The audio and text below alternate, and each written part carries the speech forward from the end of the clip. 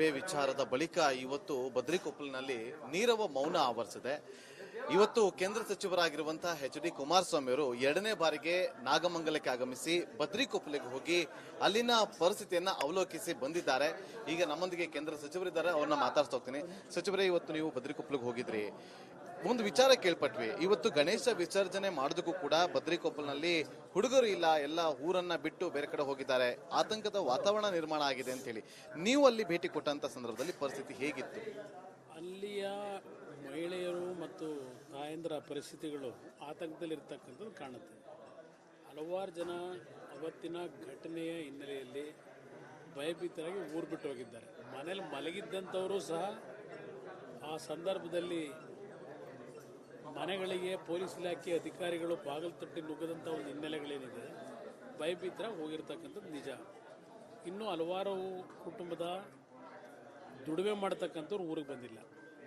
ಅವ್ರಿಗೆ ಎಲ್ಲರಿಗೂ ಇವತ್ತು ಒಂದು ಸ್ಥೈರ್ಯ ಹೇಳಿ ಬಂದು ಅವರವರ ಕೆಲಸಗಳನ್ನ ಮಾಡ್ಕೊಳ್ತಕ್ಕಂಥದ್ದಕ್ಕೆ ಮನವಿ ಮಾಡಿದ್ದೇನೆ. ಅಧಿಕಾರಿಗಳಿಗೂ ಸಲಹೆ ಕೊಟ್ಟಿದ್ದೇನೆ. ಇಲ್ಲಿವರೆಗೆ ಮಾಡಿರ್ತಕ್ಕಂಥದ್ದು ಕೇಸ್ ಬುಕ್ ಆಗಿರೋದು, ಜೈಲಿಗೆ ಕಳಿಸಿರೋದು, ಇದೆಲ್ಲ ಓಕೆ. ಫರ್ದರ್ ಇದನ್ನು ಹೇಳ್ಕೊಂಡು ಹೋಗಬೇಡಿ. ಗ್ರಾಮ ಶಾಂತವಾಗಿದೆ, ನಗರವೂ ಶಾಂತವಾಗಿದೆ. ನಾನು ಎರಡೂ ಸಮಾಜದ ಬಗ್ಗೆನೂ ಹೇಳೋದು. ನಾನು ಎರಡೂ ಸಮಾಜದಲ್ಲೂ ಮತ್ತೆ ಅರೆಸ್ಟ್ ಮಾಡ್ತಕ್ಕಂಥ ಇದರ ಅವಶ್ಯಕತೆ ಇದೆ. ಎಲ್ಲ ಶಾಂತಿಯಿಂದ ಇದ್ದಾರೆ. ಇಲ್ಲಿ ರಾಜಕೀಯದ ಅವಶ್ಯಕತೆ ಇದೆ. ಇನ್ನು ಉಳಿದು ಜೈಲಲ್ಲಿ ಇರ್ತಕ್ಕಂಥವ್ರ ಬಗ್ಗೆ ಕಣ್ಣಲ್ಲಿ ನೀರು ಹಾಕ್ತಕ್ಕಂಥ ಆ ತಾಯಂದಿರ ಪರಿಸ್ಥಿತಿಯನ್ನು ಗಮನಿಸಿದ್ದೇವೆ. ಅದು ನೋಡೇ ನಾನು ಬಂದಿದ್ದೆ. ಇವತ್ತು ಟಿ ವಿಗಳಲ್ಲಿ ನೋಡಿ ನಾನು ಛತ್ತೀಸ್ಗಢದಲ್ಲಿ ಪ್ರವಾಸದಲ್ಲಿದ್ದೆ. ಅದು ನೋಡಿ ಇವತ್ತು ಬಂದಿದ್ದೇನೆ. ನನ್ನ ಜವಾಬ್ದಾರಿ ಇದೆ. ಕಾನೂನಿನ ವ್ಯಾಪ್ತಿಯೊಳಗೆ ಕೋರ್ಟ್ ಮುಖಾಂತರ ಜಾಮೀನಿನ ವಕೀಲನಿಟ್ಟು ಬಿಡಿಸ್ಬೇಕು ಅವರು. ಅದಕ್ಕೆ ಒಂದು ವಿಂಗನ್ನು ಇವತ್ತು ನಮ್ಮ ಸುರೇಶ್ ಗೌಡ್ರಿಗೆ ಹೇಳಿದ್ದೇನೆ. ಇಬ್ಬರು ಲಾಯರ್ಗಳನ್ನು ಅವ್ರನ್ನ ಜಾಮೀನು ಕೊಟ್ಟು ಬಿಡಿಸ್ತಕ್ಕಂಥದ್ದು. ಅದು ಎರಡೂ ಸಮಾಜದಲ್ಲಿ. ನಾನು ಬರೀ ನಮ್ಮ ಸಮಾಜದೇ ಬಿಡಿಸಿ ಅಂತಲೂ ಹೇಳಿಲ್ಲ. ಯಾರೋ ತಪ್ಪು ಮಾಡ್ಕೊಂಡ್ಬಿಟ್ಟಿದ್ದಾರೆ.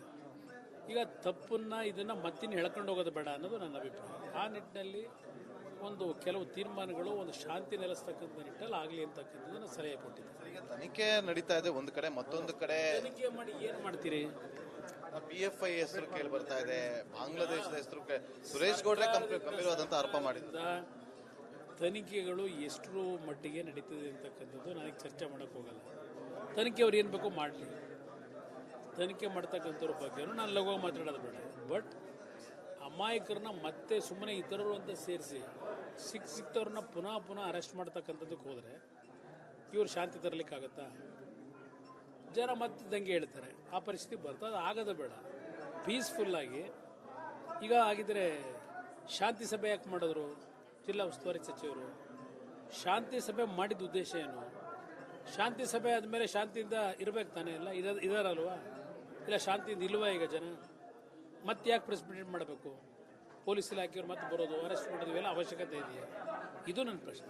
ಇವತ್ತು ಸರ್ಕಾರ ಓಲೈಕೆ ರಾಜಕಾರಣ ಮಾಡ್ತಾ ಇದೆಯಾ? ಹಾಗಾದ್ರೆ ಇದೆಲ್ಲ ಚರ್ಚೆ ಆಗೋಗಿದೆ. ಯಾವ ಥರ ನಡೀತಾ ಇದೆ ಈ ಸರ್ಕಾರದಲ್ಲಿ. ಇವತ್ತು ನಾನು ನೋಡಿದೆ, ಶೋಭಾ ಕರಂದ್ಲಾಜೆ ಅವರು ಅಶೋಕ್ ಅವ್ರ ಮೇಲೆ FIR ಹಾಕಿರ್ತಕ್ಕಂಥದ್ದು. ಈಗ ಅಲ್ಲಿ ನೋಡಿದೆ, ಅದನ್ನು ಶೋಭಾ ಕರಂದ್ಲಾಜೆ ಅವ್ರದ್ದು FIR ನೋಡಿದೆ.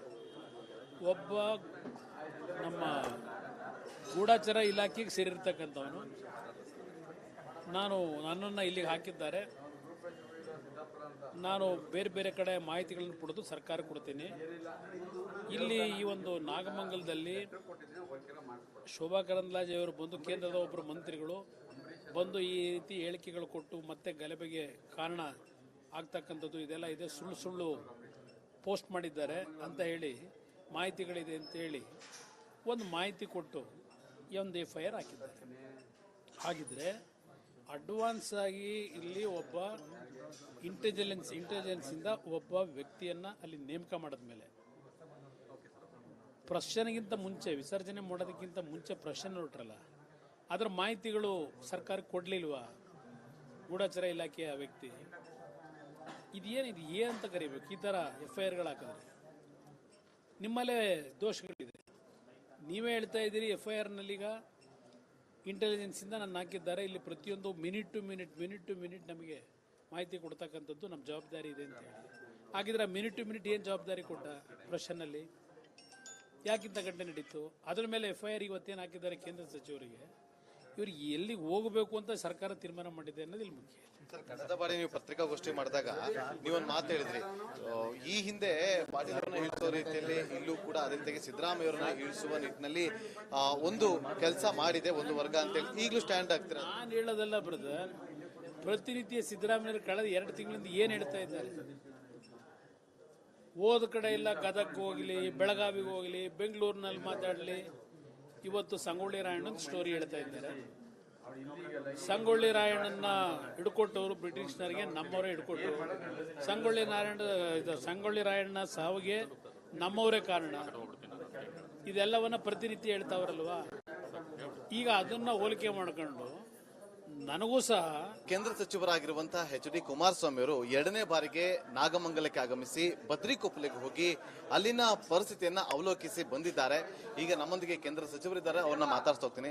ಸಚಿವರೇ, ಇವತ್ತು ನೀವು ಬದ್ರಿಕೊಪ್ಪಲಿಗೆ ಹೋಗಿದ್ರಿ, ಒಂದು ವಿಚಾರ ಕೇಳ್ಪಟ್ವಿ. ಇವತ್ತು ಗಣೇಶ ವಿಸರ್ಜನೆ ಮಾಡೋದಕ್ಕೂ ಕೂಡ ಬದ್ರಿಕೊಪ್ಪಲಿನಲ್ಲಿ ಹುಡುಗರು ಇಲ್ಲ, ಎಲ್ಲ ಊರನ್ನ ಬಿಟ್ಟು ಬೇರೆ ಕಡೆ ಹೋಗಿದ್ದಾರೆ, ಆತಂಕದ ವಾತಾವರಣ ನಿರ್ಮಾಣ ಆಗಿದೆ ಅಂತ ಹೇಳಿ ನೀವು ಅಲ್ಲಿ ಭೇಟಿ ಕೊಟ್ಟಂತ ಸಂದರ್ಭದಲ್ಲಿ ಪರಿಸ್ಥಿತಿ ಹೇಗಿತ್ತು? ಅಲ್ಲಿಯ ಮಹಿಳೆಯರು ಮತ್ತು ತಾಯಂದಿರ ಪರಿಸ್ಥಿತಿಗಳು ಆತಂಕದಲ್ಲಿರ್ತಕ್ಕಂಥದ್ದು ಕಾಣುತ್ತೆ. ಹಲವಾರು ಜನ ಅವತ್ತಿನ ಘಟನೆಯ ಹಿನ್ನೆಲೆಯಲ್ಲಿ ಭಯಭೀತರಾಗಿ ಊರು ಬಿಟ್ಟು ಹೋಗಿದ್ದಾರೆ. ಮನೇಲಿ ಮಲಗಿದ್ದಂಥವರು ಸಹ ಆ ಸಂದರ್ಭದಲ್ಲಿ ಮನೆಗಳಿಗೆ ಪೊಲೀಸ್ ಇಲಾಖೆ ಅಧಿಕಾರಿಗಳು ಬಾಗಿಲು ತಟ್ಟಿ ನುಗ್ಗದಂಥ ಒಂದು ಹಿನ್ನೆಲೆಗಳೇನಿದೆ, ಭಯಭೀತರಾಗಿ ಹೋಗಿರ್ತಕ್ಕಂಥದ್ದು ನಿಜ. ಇನ್ನೂ ಹಲವಾರು ಕುಟುಂಬದ ದುಡಿಮೆ ಮಾಡ್ತಕ್ಕಂಥವ್ರು ಊರಿಗೆ ಬಂದಿಲ್ಲ.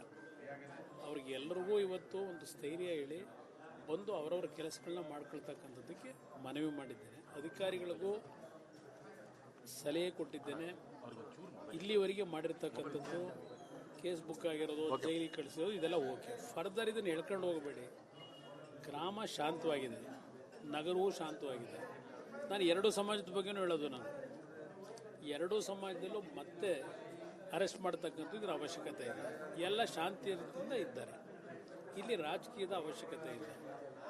ಇನ್ನು ಉಳಿದ ಜೈಲಲ್ಲಿ ಇರ್ತಕ್ಕಂಥವ್ರ ಬಗ್ಗೆ ಕಣ್ಣಲ್ಲಿ ನೀರು ಹಾಕ್ತಕ್ಕಂಥ ಆ ತಾಯಂದ್ರ ಪರಿಸ್ಥಿತಿಯನ್ನು ಗಮನಿಸಿದ್ದೇವೆ. ಅದು ನೋಡೇ ನಾನು ಬಂದಿದ್ದೆ. ಇವತ್ತು ಟಿ ವಿಗಳಲ್ಲಿ ನೋಡಿ, ನಾನು ಛತ್ತೀಸ್ಗಢದಲ್ಲಿ ಪ್ರವಾಸದಲ್ಲಿದ್ದೆ, ಅದು ನೋಡಿ ಇವತ್ತು ಬಂದಿದ್ದೇನೆ. ನನ್ನ ಜವಾಬ್ದಾರಿ ಇದೆ.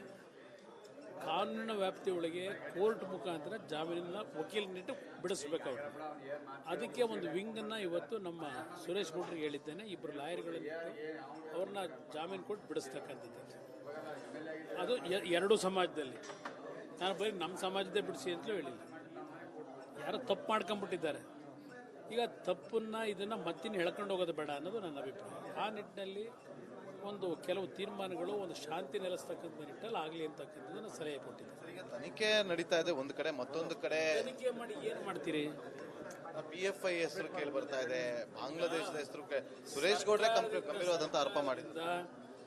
ತನಿಖೆಗಳು ಎಷ್ಟು ಮಟ್ಟಿಗೆ ನಡೀತದೆ ಅಂತಕ್ಕಂಥದ್ದು ನನಗೆ ಚರ್ಚೆ ಮಾಡೋಕ್ಕೆ ಹೋಗಲ್ಲ. ತನಿಖೆ ಅವ್ರು ಏನು ಬೇಕೋ ಮಾಡಲಿ. ತನಿಖೆ ಮಾಡ್ತಕ್ಕಂಥವ್ರ ಬಗ್ಗೆ ಮಾತಾಡೋದು ಬೇಡ. ಬಟ್ ಅಮಾಯಕರನ್ನ ಮತ್ತೆ ಸುಮ್ಮನೆ ಇತರರು ಅಂತ ಸೇರಿಸಿ ಸಿಕ್ತವ್ರನ್ನ ಪುನಃ ಅರೆಸ್ಟ್ ಮಾಡ್ತಕ್ಕಂಥದ್ದಕ್ಕೆ ಹೋದರೆ ಇವ್ರು ಶಾಂತಿ ತರಲಿಕ್ಕಾಗತ್ತಾ? ಜನ ಮತ್ತೆ ದಂಗೆ ಹೇಳ್ತಾರೆ. ಆ ಪರಿಸ್ಥಿತಿ ಬರ್ತದೆ. ಅದು ಆಗೋದು ಬೇಡ.